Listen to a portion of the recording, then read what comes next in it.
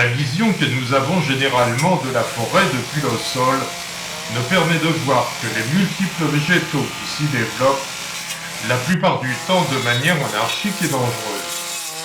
Les incendies de forêt trouvent toujours leur déclenchement en raison des combustibles très inflammables accumulés au sol qui communiquent ensuite leur énergie calorifique au sommet des arbres. Le potentiel calorifique que représentent ces fouillis de végétaux est considérable et la vulnérabilité de ces amoncellements est immense, surtout en période de sécheresse estivale.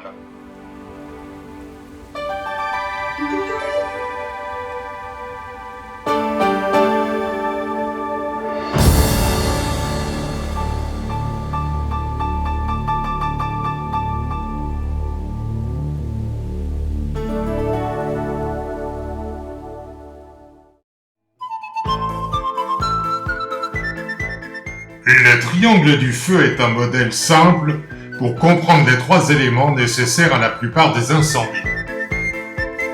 Une combustion ne peut se produire que lorsque l'on réunit en premier lieu des combustibles. Dans le cas qui nous préoccupe, les combustibles sont constitués par les arbres de notre forêt. Il faut ensuite un comburant.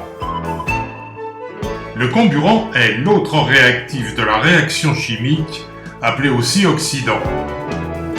La plupart du temps, il s'agit de l'air ambiant, et plus particulièrement de l'un de ses composants principaux, l'oxygène contenu dans l'air.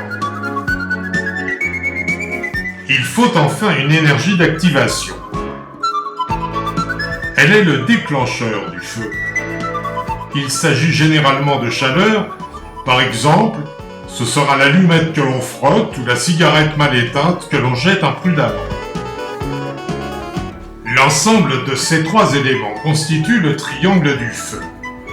En privant un feu de l'une de ces trois composantes, il ne peut y avoir de feu.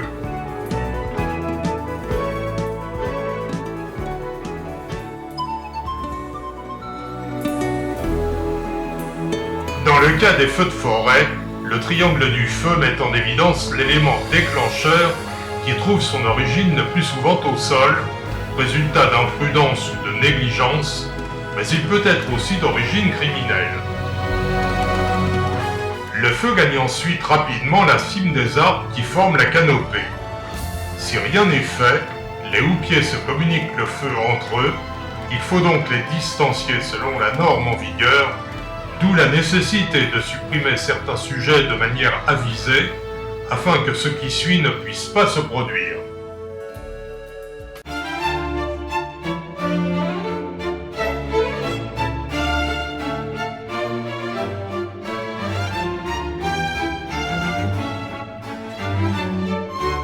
Il était devenu nécessaire pour la sécurité de ce village de mettre rapidement en œuvre ce chantier gigantesque de 7 km de long sur 50 mètres de large et 100 mètres sur les secteurs à haut risque, conformément au plan de prévention des risques d'incendie de forêt.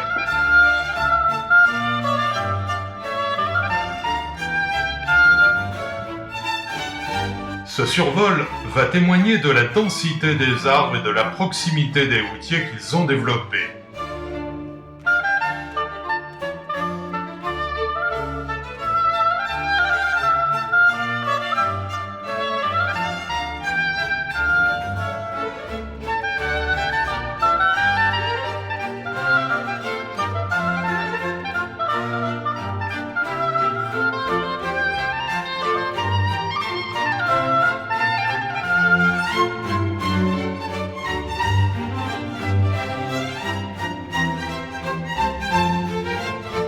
À l'extrémité sud-est du chemin des Cominques, nous parvenons jusqu'au secteur 2 du plan de prévention des risques d'incendie de forêt. Ces opérations de mise aux normes de l'interface forêt-habitat ont un coût très élevé, ce qui pose la difficulté de leur financement. À Langlade, l'association des bénévoles de l'ULPI a abordé le problème d'une manière originale, visant à obtenir un coût nul pour les habitants. La solution adoptée repose sur l'échange. Des entreprises forestières utilisent des bois à faible valeur industrielle pour en faire des matériaux de chauffage sous diverses formes. Il a donc été négocié le don des arbres qu'il faut supprimer contre le travail d'abattage de ces arbres et leur broyage sur place, puis l'évacuation du produit de broyage et enfin le nettoyage. Ce chantier étalé sur 8 mois de travail a reçu le soutien de la mairie et la maîtrise d'œuvre a été confiée à l'Office national des forêts, l'ULPI animant la maîtrise d'ouvrage.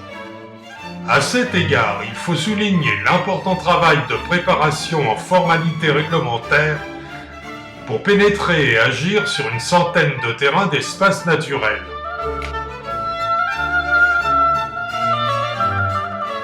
Le secteur 3 du PRIF est le fait de la forêt communale.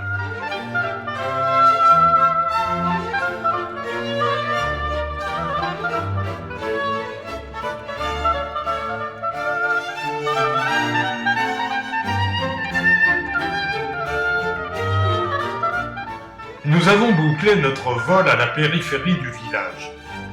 Nous suivrons ce parcours qui va définir l'interface forêt-habitat. L'objectif de cette opération vise aussi à obtenir une boucle propre invitant à la promenade.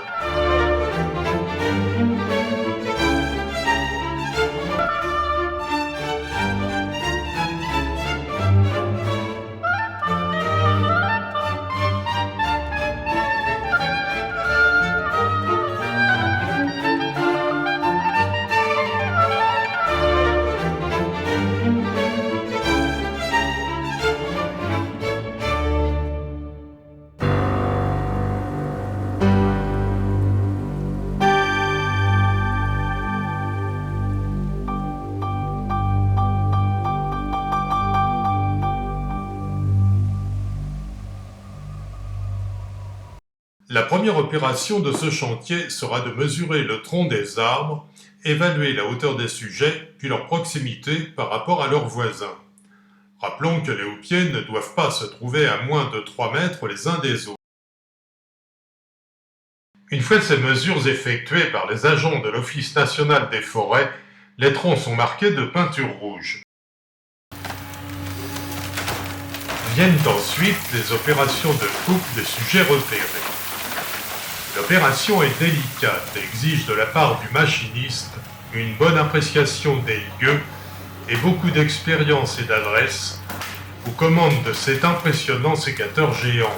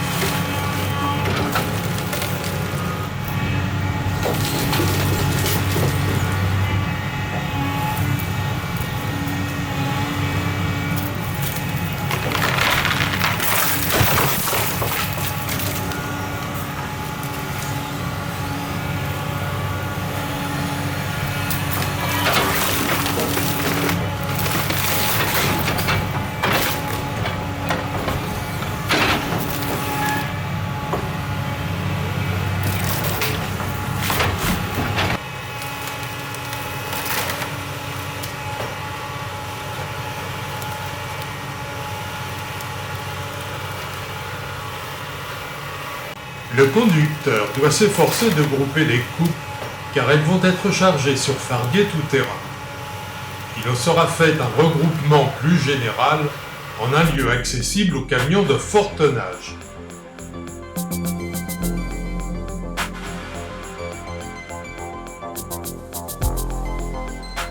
Cette manœuvre était indispensable car il fallait trouver des aires de stockage accessibles à ces camions ainsi qu'à la broyeuse. Mais il fallait aussi tenir compte de certaines infrastructures, telles fils électriques ou téléphoniques, qui rendaient parfois impossible l'accès des camions. Tout ceci a nécessité une organisation exigeante et précise.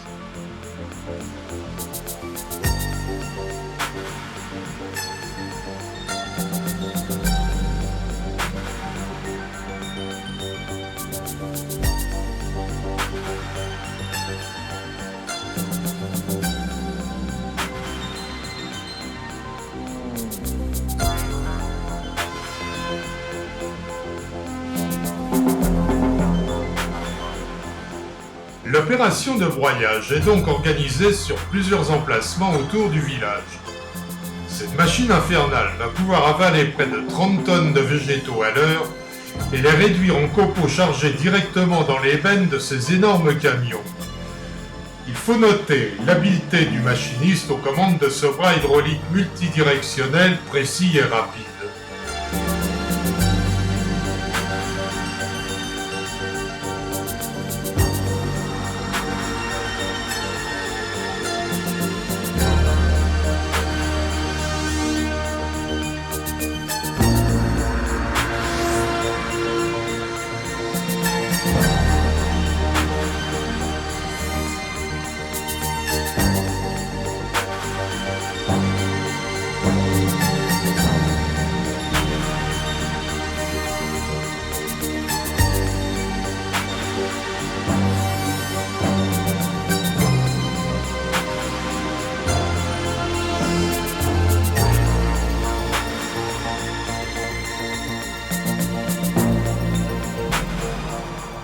Une fois la remorque remplie en moins de 40 minutes, le camion se dirige vers l'usine régionale de transformation qui en fera un produit pour chaufferies industrielles.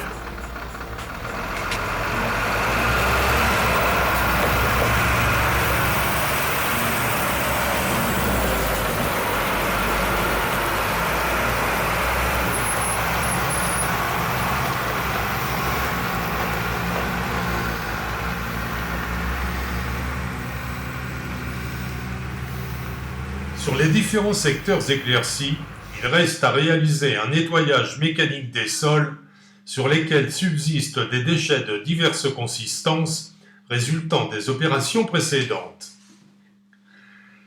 Cette opération finale va souvent permettre l'ouverture de nouvelles voies de circulation, mais aussi aider à l'entretien de celles existantes.